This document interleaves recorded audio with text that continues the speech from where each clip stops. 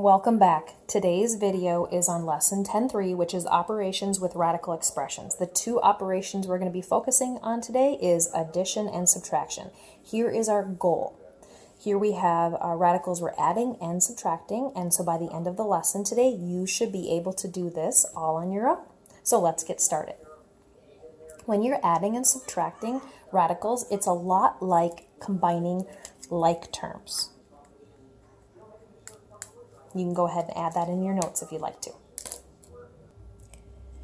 So think about if I had 2x plus x. We know that the coefficient in front of this x that we don't see is a 1. So really this is like saying 2x plus 1x. And because these two are like terms, I can add them together. I'm adding the coefficients in front. 2x's plus 1x is equal to 3x's. So again, I'm just adding the 2 and the 1, which are the coefficients in front, to combine like terms. The same type of thing applies when you are adding radicals. Here I have 2 square roots of 5 plus square root of 5. So I want you to think of these square roots of 5 as kind of like x's. This says 2x plus x, and this says 2 square roots of 5 plus another square root of 5. What we don't see in front of this radical is the coefficient. It's a 1.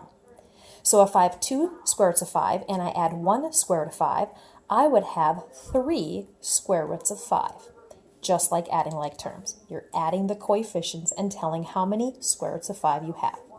So let's look at this example. Here we have 7 square roots of 5, and we're going to take away 3 square roots of 5.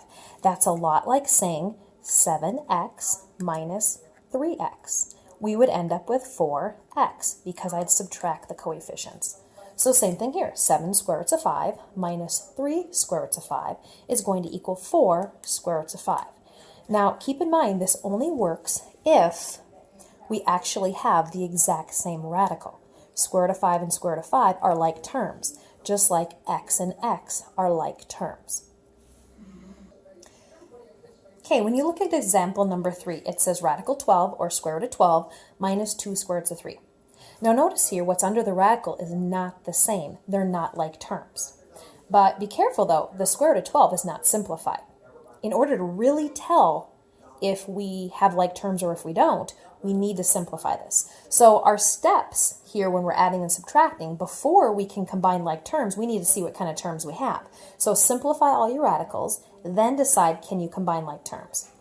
Okay, so here with radical 12, let's go ahead and simplify that. I know that we can break it into factors, and one of our factors is a perfect square 4, square root of 4 times square root of 3, which would give us 2 square roots of 3.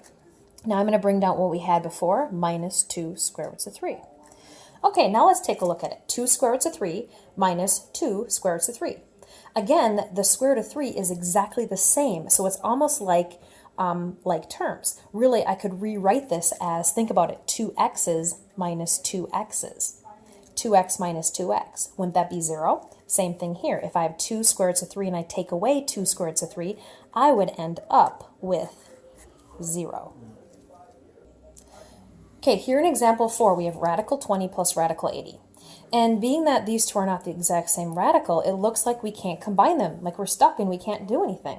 However, square root of 20 and square root of 80 are not in simplest form. So let's first simplify and then decide if we can combine anything together.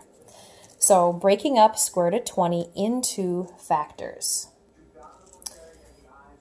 I can break it up into square root of 4 times square root of 5.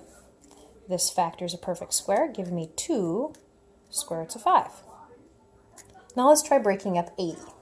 Now think about perfect squares. I know that 8 times 10 is 80, but 8 and 10, neither one of those are perfect squares.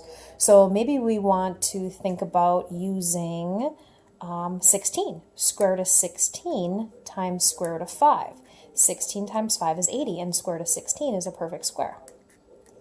Now let's take a look at what we've got. 2 square roots of 5 plus 4 more square roots of 5. Same radical, like terms. So if I have 2 square roots of 5 plus 4 square roots of 5, that would give me 6 square roots of 5. Remember, I am adding the coefficients in front.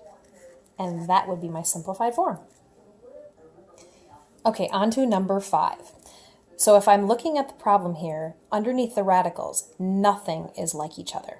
But I have yet to simplify it. So let's take a look and see if I simplify it, each of these radicals individually, if there's anything that's like. So square root of 32. I know that 16 times 2 is 32, and 16 is a perfect square. 4 square root of 2. Bring down the plus sign.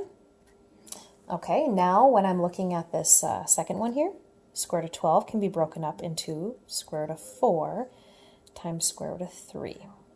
This is exactly 2. But don't forget I have to multiply by 9 as well.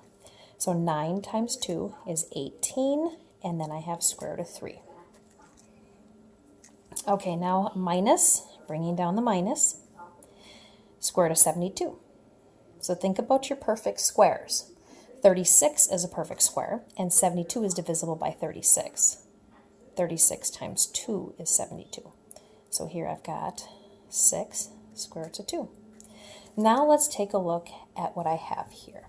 4 square root of 2 plus 18 square roots of 3 minus 6 square roots of 2. Now if you notice here, these two terms have the same number under the radical. So they are like terms. So I have 4 square roots of 2, take away 6 square roots of 2. 4 minus 6 would be negative 2 square root of 2. Then I'd have to just take this term and drop it down. And this is as simplified as I can get. I cannot combine these two because the radicals are not like terms. So this would be my simplified answer. We're going to be taking a look at the distributive property next, because the distributive property is a combination of perhaps adding, subtracting, but also multiplication. So here in our first example, we're going to take 3 radical 2 and we're going to multiply it by everything that's in the parentheses, this entire quantity. So just like you would typically with distributive property, we're going to first take 3 square roots of 2 and we're going to distribute it or multiply it to 5 square root of 6. So I know that outside the radical, 3 times 5 is 15, and then inside the radical, I can push these two back together again. Square root of 2 times square root of 6, square root of 12. Okay, now I want to take this same expression, 3 square roots of 2, and now I'm going to multiply it by negative 3. So that's going to give me a negative number. 3 is outside of the radical, so I'm going to multiply this number that's outside of the radical, 3, times this 3, giving me 9, and then inside the radical is the square root of 2.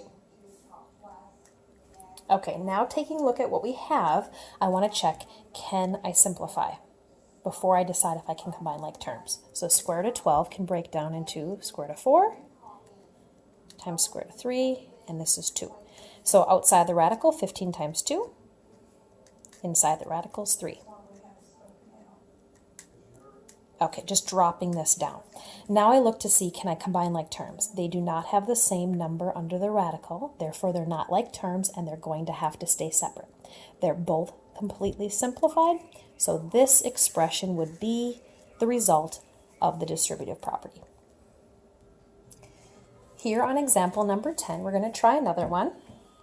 So we're going to take negative square root of 10 and multiply it by radical 6, or square root of 6. So I've got negative, remember that's kind of like a negative 1 outside there.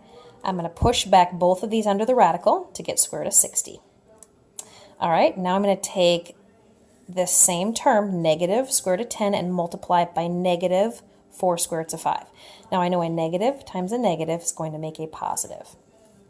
And outside the radical I have a 4, and under the radical, square root of 5 times square root of 10, square root of 50. Okay, now taking a look at these two, they're both not simplified, so I need to simplify first. So I'm going to break up radical 60. I want to think of numbers that are factors that are, one of them at least has to be a perfect square. So 15, right? Square root of,